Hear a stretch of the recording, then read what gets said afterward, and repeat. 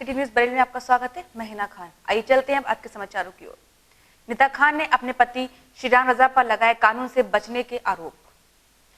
पिछले दिनों से 3 तलाक पीड़िताओं के लिए लड़ती आ रही समाज सेविका निदा खान ने पत्रकारों से वार्ता के दौरान अपने पति शिरान रजा पर कानून से बचने का आरोप लगाया है। निदा ने कहा है कि शिरान रजा कानून से बचने के लिए शरीयत की आड़ लेकर सजा से बचने का प्रयास कर रहे हैं, शरीयत के कानून को भी खुद कर रहे हैं। गुमराह निदा ने कहा कि जहां पहले बिना हलाला कोई औरत शौहर के पास नहीं रह सकती थी, वही वो मुझे बिना हलाला के रखने को तैयार हैं। यह सिर्फ कानून से बचने के लिए किया जा रहा है। पत्रकारों से बातचीत के दौरान समाज सेवी निदा खान ने बताया कि जो शिरान रजा खान हैं एक दरगाह से बिलोंग करते, स्कूल ऑफ थॉट से बिलोंग करते हैं। मेरा मामला काफ़ी पुराना है। इन्होंने मुझे तलाक वलाक दिया, उसके बाद कोर्ट में बताया कि वो फर्जी तलाकनामे से कि वो तलाक दे चुके हैं। उसके बाद जो शुरू से रहा है कि जब भी इनके ऊपर सज़ा का शिकंजा आया है, इन्होंने हमेशा शरीयत की आड़ ली है।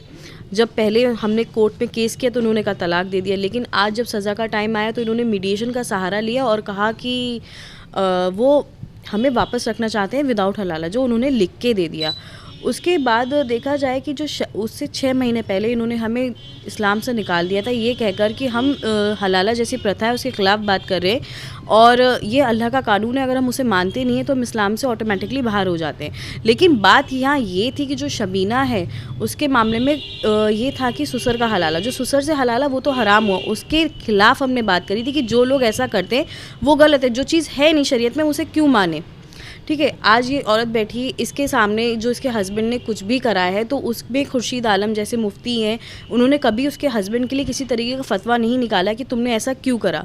ठीक है, लेकिन मुझ पे निकाल दिया कि मुझे इस्लाम से बाहर निकाला। तो हम ये देख सकते हैं कि जो भी आज तक ये लोग करते आए, स्ट्रैटेजी बतौर करते हैं कि किसी को इस्लाम से निकालना है वो उनकी ज़िम्मेदारी है, कैसे निकालना है वो उनकी सिरदर्दी है।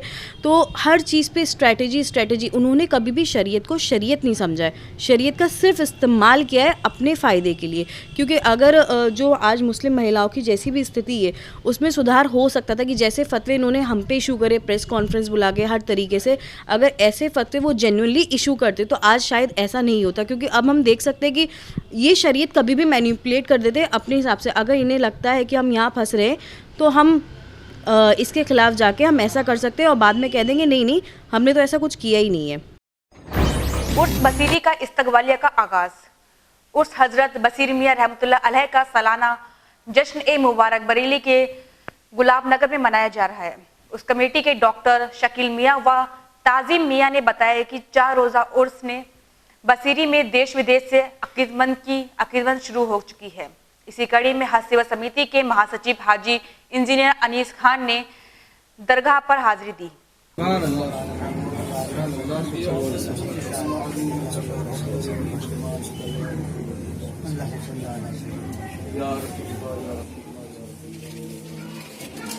और उर्स की कामयाबी मुल्क को मिल्लत की सलामती खुशहाली की खुशीसिमी की दुआ मांगी। वही हज कमेटी के पदाधिकारी पम्मिस वारसी ने अमन और आगाम का पैगाम पूरे समाज को दिया। वहीं 4 रोज़ा उर्स में रिजवान बरकाती और समाज सेवी पार्टी की कामयाबी और अमन के साथ कामयाबी की दुआ मांगी। आगाज़ हो गया और आज से तैयारी तमाम शुरू हो गई। तमाम ज़ायरीन जो है आना सिलसिला शुरू हो गया। लंगरों का सिलसिला चालू है कल से, और कल आज जो है सरकार का जो है ज़ायरीनों का तांता लगा हुआ है देश विदेश से। और जितने भी आपके मुरीदैन हैं, जितने भी खुलफा हैं आपके, तमाम खलीफाओं के जो है मुरीदैन सब यहाँ पर तशरीफ़ ला रहे हैं। और कल जो है फजर के बाद जो है कुरानी होगी और कुल शरीफ इक़्तिदाम शुरू हो जाएगा। बाद नमाज मगरिब कल सरकार बशीर में हुजूर के पीर मुर्शिद सैयद शाहजी मोहम्मद शेर में हुजूर रहमतुल्लाह अलैह का कुल शरीफ होगा। उसके बाद इशा बाद मिलाद शरीफ नासमानी होगी और परसों इंशाअल्लाह ताला शाहजी मोहम्मद शेर में हुजूर का के खलीफा जो है बशीर में हुजूर रहमतुल्लाह अलैह का विसाल कुल होगा। खान जो हैं वो हाजिर हो रहे हैं, आना शुरू हो गए हैं और यहाँ का जो है पूरा इंतज़ाम भी सब मुकम्मल हो गया है, लंगर का इंतज़ाम भी मुकम्मल हो गया है और यहाँ पे जो कोई भी काम था वो सब हो गया है। इंशाअल्लाह ताला अल्लाह रब्बुल इज़्ज़त अपने महबूब के वसीले से इस उस मुबारक में जितने भी हाज़रीन यहाँ पे हाजिर होंगे उन सब के ऊपर अपना ख़ास फज़ल व करम अता फरमाए। आज मैं हज़रत शाह मौलाना बशीर रहमतुल्लाह अलैह की बारगाह में हाजिर हुआ हूँ। उसका आगाज़ हो रहा है। आज हम लोगों ने चादर पोशी और फूलों की चादर पेश करके रस्म की अदायगी शुरू की है और हम तमामी मुसलमान इस्लाम आलम इस्लाम के लिए, अमन सुकून के दुआ के लिए बारगाह में हाजिर हुए। हमने अपनी पार्टी समाजवादी पार्टी के लिए भी तरक्की की दुआ की है, माननीय राष्ट्रीय अध्यक्ष अखिलेश यादव जी के लिए भी दुआ की है। अहमद उल्ला बारसी, शारिक बारसी, करीम मियाँ, मोहसिन इरशाद, यासीन कुरैश, ताजिम मियाँ आदि लोग मौजूद रहे। ठंड से बचाव के लिए गरीबों को बांटे गए कंबल। मुख्यमंत्री योगी आदित्यनाथ द्वारा गरीबों को ठंड से बचाने के लिए कंबल बांटने का आयोजन किया गया, जिसके तहत शहर विधायक डॉक्टर अरुण कुमार ने जिला प्रशासन द्वारा मनोहर भूषण इंटर कॉलेज में लगभग 300 गरीब लोगों को कंबल बांटकर ठंड से बचाव हेतु कार्यक्रम आयोजित किया। आगे से मत निकलो यार। बाबूजी फैन की टांग टूटी है, बेचारी की लेडी नहीं, वो अभी नहीं हो पाएगा। अभी जितने हैं उसके जो आए हैं पहले उन्हीं को देंगे। अच्छा ये रख लो, ये अपने सभासद जी को दो। सभासद जी ने हूँ लेकिन पहले बच रहे हैं तो देखूंगा, क्योंकि ऐसे अगर हम बांटेंगे तो जिन्हें बुलाया है उसको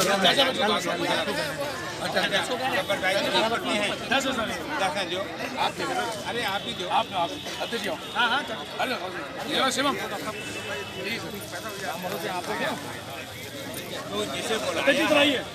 इस मौके पर दीपक सक्सेना, अरविंद अरोड़ा, कुक्की मुकेश सिंघल, अशोक गंगवार, अभिषेक सक्सेना आदि भाजपा अधिकारी मौजूद रहे।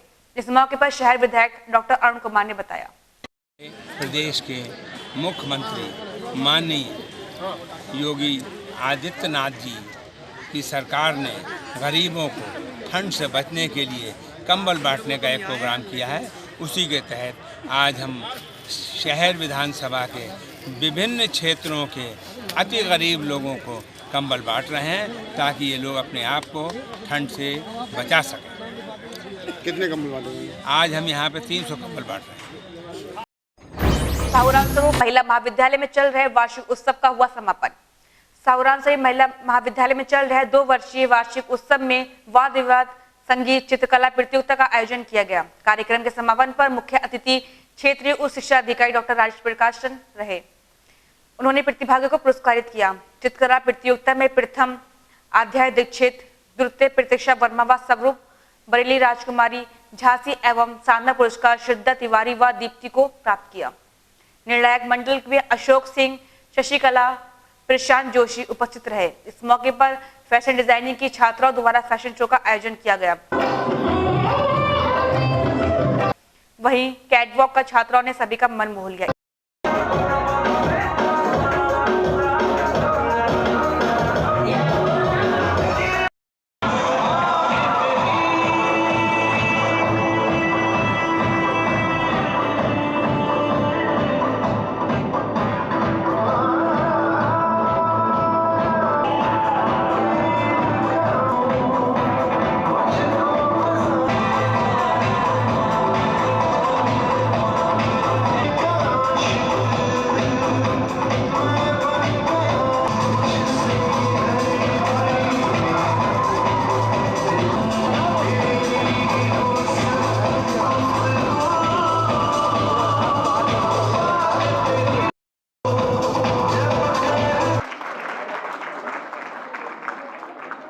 माहिरा खातून, बरेली कॉलेज,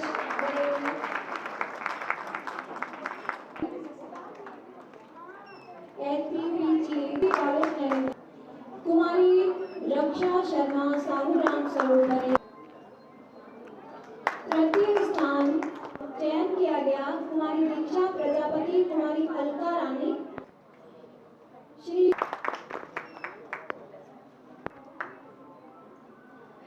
द्वितीय स्थान पर। अब समय हो गया छोटे से ब्रेक का।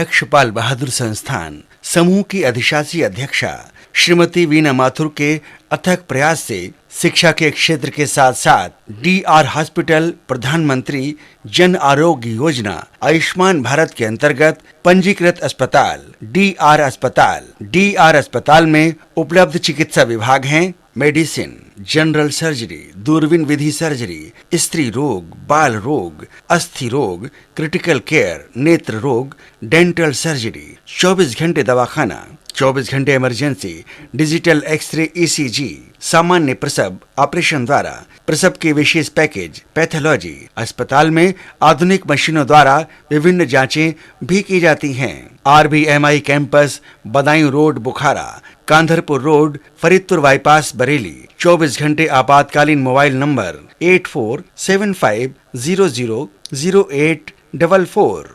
ब्रेक के बाद फिर आपका स्वागत है। भारतीय जनता पार्टी युवा मोर्चा के प्रदेश उपाध्यक्ष का हुआ स्वागत। संजय नगर में स्थित पार्टी कार्यालय पर प्रदेश उपाध्यक्ष राहुल रस्तोगी ने आगामी लोकसभा चुनाव को लेकर कार्यकर्ताओं में जोश भरने का काम किया। वहीं उन्होंने बताया कि युवा मोर्चा की तरफ से 2 और 3 फरवरी को youth festival Methodist girls inter college में लगाया जाएगा, जिसमें laser show, UP guard talent, मनोरंजन के मैजिक शो, फोटोग्राफी, रंगोली आदि का आयोजन किया जाएगा। और जैसा कि आप जान रहे होंगे, नमो नेशन के अंतर्गत ही सारे कार्यक्रम है। युवा संसद का कार्यक्रम हो, चाहे वो अभी कमल क्रिकेट हुआ है वो कार्यक्रम हो, चाहे अभी हमारा ये कार्यक्रम होने जा रहा है यूथ फेस्टिवल का हो, सारे कार्यक्रमों की जो है वो में हमारा खुद का एनरोलमेंट हमारे कार्यकर्ताओं से अनुरोध सारा आपसे इसी बात पे फोकस है कि हमें उसमें मिस्ड कॉल भी करवानी। उसकी सहायता के लिए एक पॉइंट और रह गया, मैं आपको बता देता हूँ कि हमने मेले के अंदर कोई फीस तो रखी नहीं है।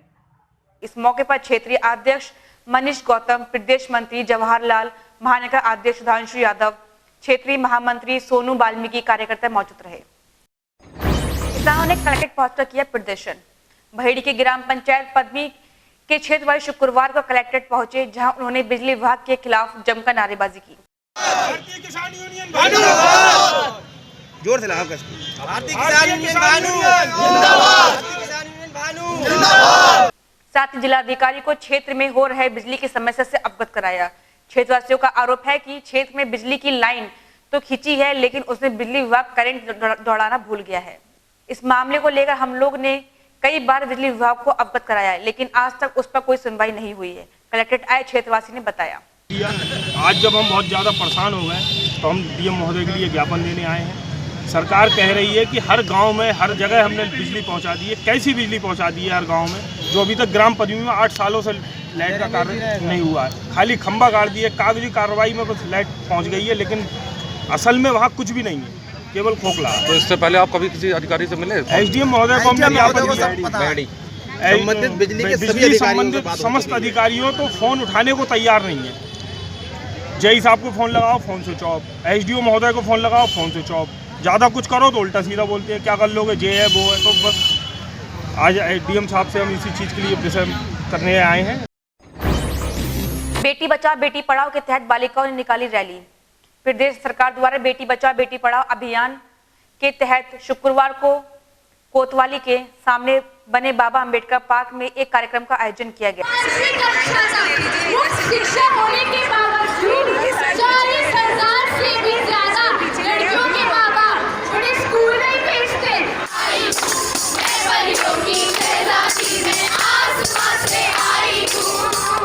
अरे मनहूस, तुझे मेरे ही घर में पैदा होना था, आज तो तुझे छुटकारा पाके नहीं रहूंगा।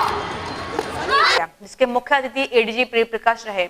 इस कार्यक्रम में 2000 बालिकाओं ने रैली के माध्यम से लोगों को जागरूक करने का काम किया। इस रैली को मुख्य अतिथि द्वारा झंडी देकर रवाना किया गया।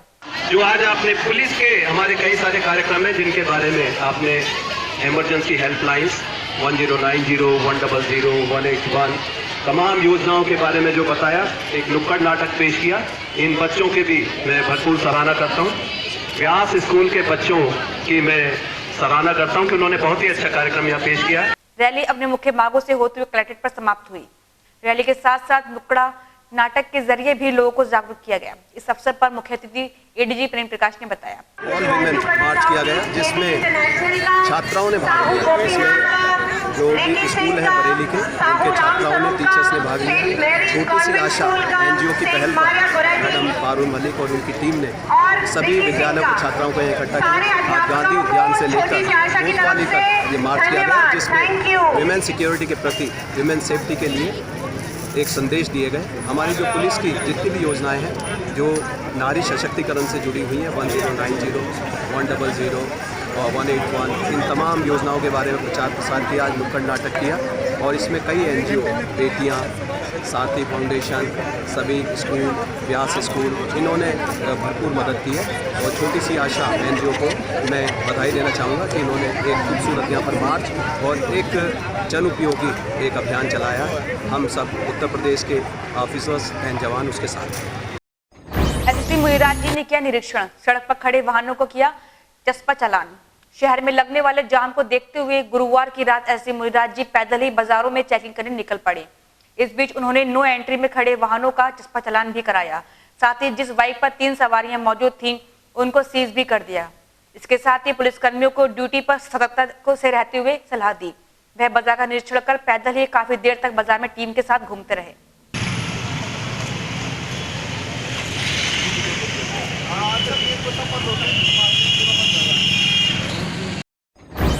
दरोगा की पिटाई से रिटायर्ड शिक्षक की मौत। बरेली की भोजीपुरा थाने में तैनात दरोगा हरपाल सिंह की पिटाई से ग्राम इटुआ निवासी 70 वर्षीय केदारनाथ की मौत हो गई। विगत 5 जनवरी को शिक्षक केदारनाथ के बेटे की पड़ोसी गांव के देवीदास से मामले कहासुनी हो गई थी। देवीदास ने भोजीपुरा थाने में आकर शिक्षक के बेटे के खिलाफ तहरीर दी थी। तहरीर में हल्के से तैनात दरोगा हरपाल सिंह ने जाकर शिक्षक के बेटे की जगह शिक्षक को ही पकड़ लिया और शिक्षक की जमकर पिटाई की, जिससे शिक्षक की हालत बिगड़ गई। हालत बिगड़ने पर परिजनों ने शिक्षक को अस्पताल में भर्ती कराया, जहां उसकी मौत हो गई। इस बारे में जानकारी देते हुए पुत्र वधू खेमवती ने आरोप लगाते हुए कहा, बताइए। पूरा मामला ये है, बच्चों में थोड़ा विवाद हो गया था। उसके बाद ये देवीदास हमारे घर में घुसा 2 बदमाशों को लेके रात 8 बजे। जी जी। थाने में तहरीर दी तुरंत जाके, ये भी पीछे से पहुंचा। उसके बाद इसे पुलिस वालों ने वहीं रात को रोक लिया। सुबह होते ही दरोगा आया, हरपत सिंह अपनी प्राइवेट गाड़ी से आया। उसने आते ही आते पापा को बोला, ये ताराचंद किसका बेटा है? तो बोले मेरा बेटा है। इतने पर उसने पापा को धक्का मुक्की करके गाड़ी में डाल लिया और यहीं से मारते पीटते ले गया थाने जाके भी वहाँ उसने मारपीट की। जब हम लोग बाद में पहुँचे, पापा पास में आए तो पापा ने बताया कि हमें ये घर से मारते पीटते भी ले गया और वहाँ इसने थाने में भी काफ़ी पीटा है। शाम को उनकी आके तबीयत ख़राब हुई, सुबह हम लोग हॉस्पिटल लेके पहुँचे। उसके बाद जब उनकी वहाँ रिपोर्टें हुई तो उनके सिर में ब्लड के धब्बे जमे हुए आए थे। उसके बाद सिर का भी ऑपरेशन उनके हो गया, सांस नली भी डाली, सारे काम किए पर कामयाबी नहीं मिली। वही एसपी ग्रामीण संसार सिंह ने बताया, जनवरी को इटवा गांव है भोजीपुरा में, वहाँ पर 2 पड़ोसियों में झगड़ा हो गया था। यहाँ से थाने से फोर्स गई, दरोगा जी हरपत सिंह और उनके हमराई फोर्स, तो वहाँ से 2 लोगों को लाए पकड़ के। ये बुजुर्ग टीचर हैं थे टीकाराम जी, तो तथाकथित तौर पर दरोगा जी ने इनके एक झापड़ मार दिया। ये हॉस्पिटलाइज हो गए, वहाँ पर इनकी मौत हो गई है। एम्स में भेजा गया था इलाज के लिए, तो दिल्ली में इनकी मौत हो गई। दरोगा जी के खिलाफ कार्रवाई की गई है। शुरू में जब वो घटना हुई थी तो तभी लाइन हाजिर कर दिया गया था। कल दरोगा जी को निलंबित कर दिया गया और कल ही मुकदमा लिख दिया गया दरोगा जी के खिलाफ। ये 323, 504, 326 IPC। कोतवाली क्षेत्र के सराय खानम में 2 परिवार में हुआ खूनी संघर्ष, 6 घायल। सराय में एक ही समुदाय के लोगों में दीवार पर पेशाब करने के लेकर विवाद हो गया। विवाद इतना बढ़ गया कि एक दूसरे के खून के प्यासे हो गए, एक दूसरे पर हमला बोल दिया, जिसमें 6 लोग घायल हो गए, 2 की हालत गंभीर बनी हुई है। इस मामले में सूचना पर पहुंची पुलिस ने घायलों को इलाज के लिए जिला अस्पताल में भर्ती कराया है।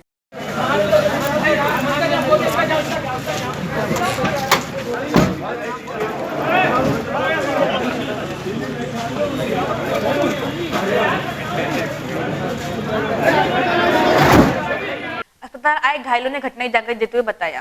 जी मैं लखनऊ में ड्राइविंग करता हूँ। एक मेरा बड़ा भाई है जावेद, दिल्ली में ड्राइविंग करता है और सब जमीयत से मिले थे, बहुत अच्छे लोग हैं हम लोग।